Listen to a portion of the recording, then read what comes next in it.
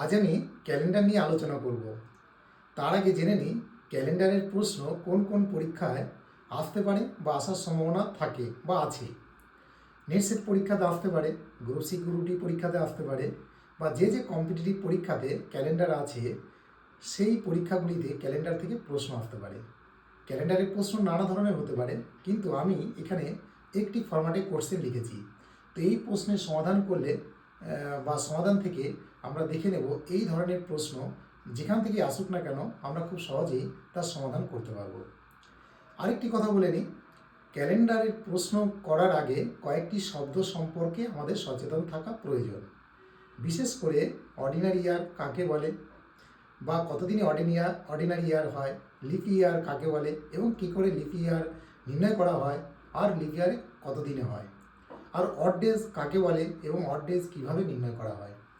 তো যাই হোক, এখানে আমি দুটি কোশ্চেন লিখেছি, দুটো প্রশ্নই একই ধরনের লিখেছি, কারণ একটি সমাধান করলেই আমরা আরেকটি সমাধান করতে পারবো। যাই হোক, এখানে লেখা আছে today is Wednesday, what will be the day after 94 days. আজ বুধবার হলে 94 দিন পর কী বার হবে। তো এই ধরনের প্রশ্ন যখন থাকবে আমাদের একটি জিনিস মাথায় রাখতে হবে, এখানে দুটো পয়েন্ট গুরুত্বপূর্ণ। এখানে টুডে ইজ ওয়েডনেসডে আর 94 ডেজ, অর্থাৎ উল্লেখিত যে দিনের সংখ্যা থাকবে তাকে আমরা 7 দিয়ে ভাগ করব। যে ভাগশেষ থাকবে সেই ভাগশেষটাকে উল্লেখিত বারের সাথে যোগ করে দেবো। যেহেতু এখানে আছে উইল বি, তার মানে সেই দিনটা হয়ে যাবে। তাহলে আমরা 94কে প্রথমে 7 দিয়ে ভাগ করে নেব। 7 একে 7, 8 9 2 4, 7 3 21 হয়ে গেল 3, এই 3 ডেজ। এখন এই 3 ডেজকে এই ওয়েডনেসডে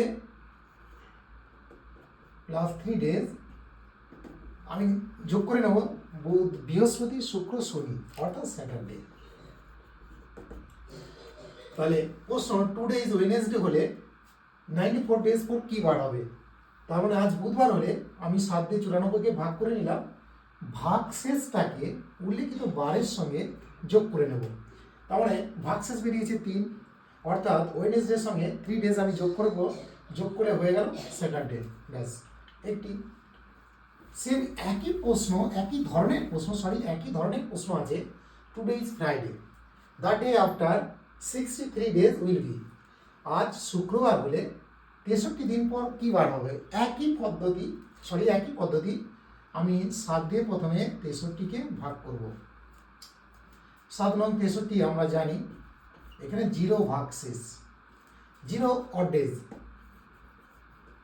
এখন এখানে উল্লেখিত আছে টুডে ইজ ফ্রাইডে, তাহলে আমি লিখতে পারি ফ্রাইডে প্লাস 0 ডেজ। তার মানে আজকে যদি টুডে ইজ ফ্রাইডে হয়, যে ভাগশেষ যেহেতু 0, তাই আজকে হয়ে যাবে শুক্রবার।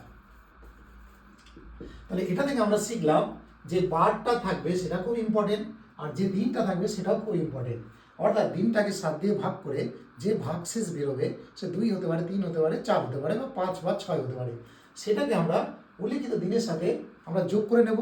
যোগ করলেই বেরিয়ে যাবে সেই দিনের পরে কী বার হতে পারে।